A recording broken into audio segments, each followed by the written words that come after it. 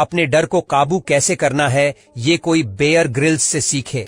Bear Grylls वो real life hero है जिसने हम सब बचपन में ऐसे ऐसे कारनामे करते हुए देखा है जो हमारे रोंगटे खड़े कर देते हैं। जो करने का हम कभी सपने में भी नहीं सोच सकते वो ये बंदा सच में करके दिखा देता था अपने स्ट्रॉन्ग माइंडसेट के बदौलत। लेकिन क्या आपको पता है बेयर ग्रिल्स हमेशा से ऐसे नहीं थे।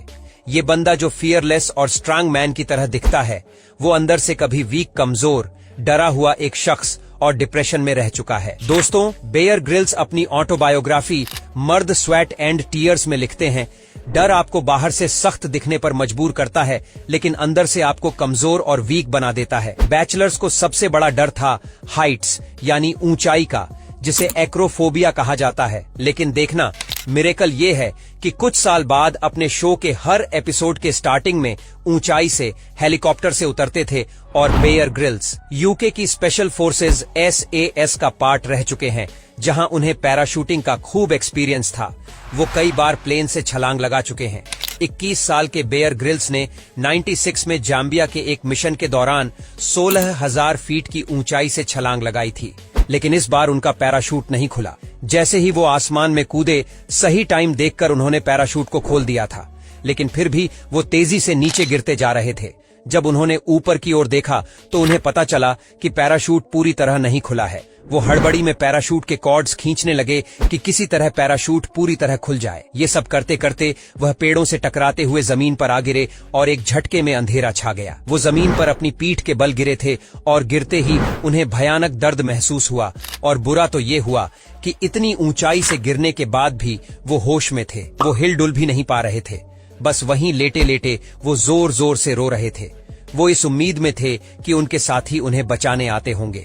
दर्द इतना ज्यादा खतरनाक था कि उन्हें सहन नहीं हो रहा था। वो कहते हैं कि इस दर्द को झेलने से अच्छा तो मौत थी, लेकिन मौत भी नहीं मिल रही थी। वो कई देर तक वहीं दर्द में गिड़गिड़ाते रहे। जैसे ही उनके साथी उन्हें फौरन अफ्रीका के एक हॉस्पिटल में लेकर गए, उन्हें याद है कि डॉक्टर ने उनकी पीठ में इंजेक्शन लगाया और धीरे धीरे उनका दर्द कम होने लगा। वो सोचने लगे कि वो ठीक हो रहे हैं। वो उठने की कोशिश करने लगे। तभी डॉक्टर ने उनसे आकर कहा कि वो अब चल नहीं सकते। ये सुनकर यंग 21 साल के बेयर ग्रिल्स की जैसे दुनिया ही खत्म हो गई। जब उन्होंने एक्सरे देखा तो उन्हें साफ साफ दिख रहा था कि उनकी रीढ़ की 3 हड्डियां TH, T10 और T12 टूट चुकी थी।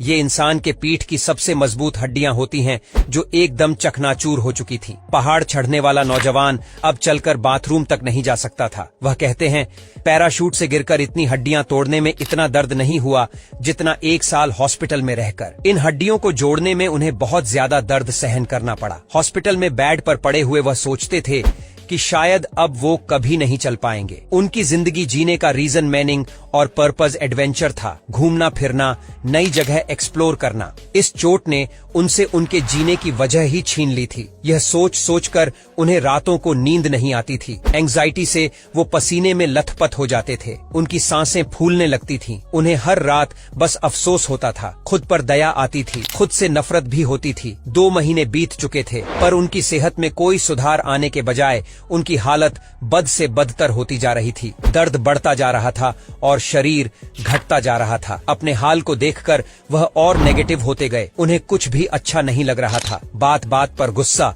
और रोना आता था। धीरे धीरे वो डिप्रेशन में और गहरे फिसलने लगे। जो लोग उन्हें जानते हैं उन्हें लगता था कि बेयर ग्रिल्स तो बहुत पॉजिटिव बंदा है, वो मेंटली बहुत टफ है, वो बहुत हिम्मत और पॉजिटिविटी के साथ इस परेशानी का सामना कर लेगा। लेकिन ऐसा नहीं था। वो 21 साल के थे और बहुत डरे हुए थे। उन्हें समझ नहीं आ रहा था कि आगे की जिंदगी कैसे बीतेगी, वो क्या करेंगे। उनके सारे सपने खुद खत्म होते हुए उन्हें दिखाई दे रहे थे। आधी रात को अपने बेड पर लेटे लेटे उनकी नजर दूर रखे एक फोटो फ्रेम पर पड़ी।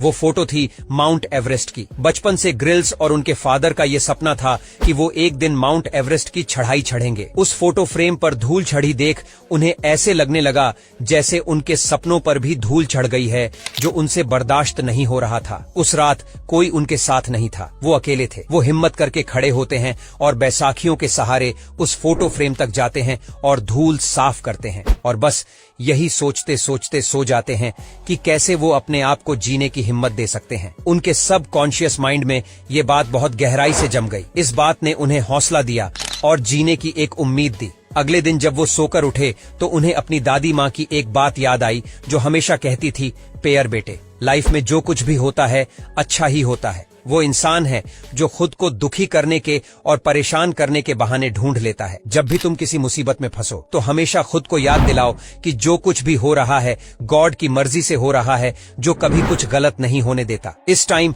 उन्होंने इस बात की गहराई को समझा और इस सच को फील करा कि वो चाहते तो इस एक्सीडेंट में, इस इंजरी और चोट से मर भी सकते थे, लेकिन क्योंकि वो जिंदा है इसका मतलब गॉड ने उनके लिए कुछ बेहतर प्लान करके रखा। इसके बाद उन्हें इस बात की चिंता खत्म हो गई कि उनकी लाइफ में आगे क्या होगा, क्या वो चल पाएंगे या नहीं, वापस स्पेशल फोर्स में काम कर पाएंगे। उन्हें अब इन सब की फिक्र और चिंता ने सताना बंद कर दिया। जब उनकी ओवर थिंकिंग कम हुई तो मन को शांति मिली, फिर उनका स्ट्रेस और नेगेटिविटी भी कम होने लगी। अपनी बॉडी से पहले उन्होंने अपने माइंड को रिपेयर करना शुरू कर दिया। माइंड स्ट्रांग हुआ तो बॉडी भी अपने आप हील होने लगी। उनके जख्म भरने लगे, हड्डियों के जुड़ने की स्पीड तेज हो गई। उन्हें अपने सबसे करीबी दोस्त एड एमएस की एक बात याद आई, जिन्होंने एक बार बैजल से कहा था, अक्सर भगवान को बुरा भला बोलते हैं, भगवान के हाथ में जन्म, मृत्यु और फिर पुनर्जीवन होता है और इस इंजरी से तुम्हारा पुनर्जन्म हुआ है। अब मैं ऐसा हूँ जैसा एक नया बच्चा होता है, किसी चीज की कोई चिंता नहीं,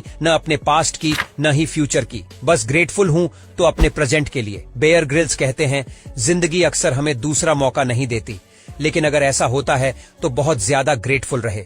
वह ग्रेटफुल थे अपनी लाइफ के लिए, अपनी टूटी हुई कमर के लिए, अपने सपनों के लिए। उन्होंने जाकर उस माउंट एवरेस्ट की पिक्चर को हाथ में लिया और जोर से बोले, जैसे ही मैं ठीक हो जाऊंगा मैं माउंट एवरेस्ट की चोटी को छू के आऊंगा। उन्हें इस डिप्रेशन से किसी एक चीज ने सबसे ज्यादा मदद की तो वह था उनका लक्ष्य, उनका एम और गोल। उनके पास अब तक जीने का कोई रीजन नहीं था, लेकिन उस हालत में जब वह चल नहीं पाते, उन्होंने खुद से यह वादा कर दिया कि वह माउंट एवरेस्ट चढ़ेंगे। जब वह अपने आसपास के लोगों से कहते कि वह ठीक होकर माउंट एवरेस्ट करना चाहते हैं तो लोग उनकी बातों को इग्नोर कर देते थे, लेकिन उनका गोल एकदम क्लियर था। अब उन्हें जल्दी से जल्दी ठीक होना था।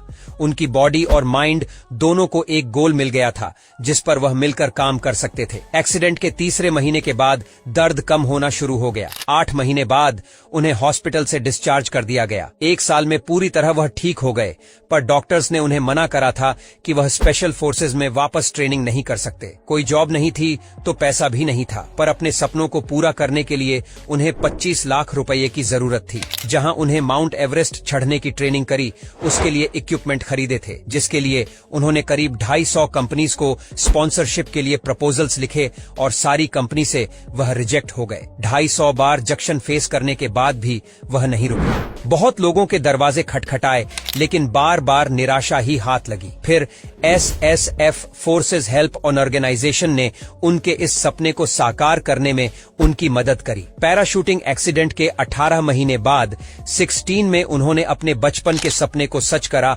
उनके माउंट एवरेस्ट चढ़ने की जर्नी अपने आप में अलग कहानी है। यह सफर इतना भी आसान नहीं था। उनके साथ के 4 लोगों ने अपनी जान खो दी और उन्होंने 2 बार नियर डेथ एक्सपीरियंस फेस करा, जहां वह मरते मरते बचे। पर जैसे तैसे वह 23 साल की एज में माउंट एवरेस्ट की जमीन तक पहुंचने वाले ब्रिटेन के यंगेस्ट पर्सन बन गए। इसके बाद उनकी कहानी बहुत फेमस होने लगी। लोग उन्हें सेमिनार्स में ऐसे स्पीकर इनवाइट करने लगे।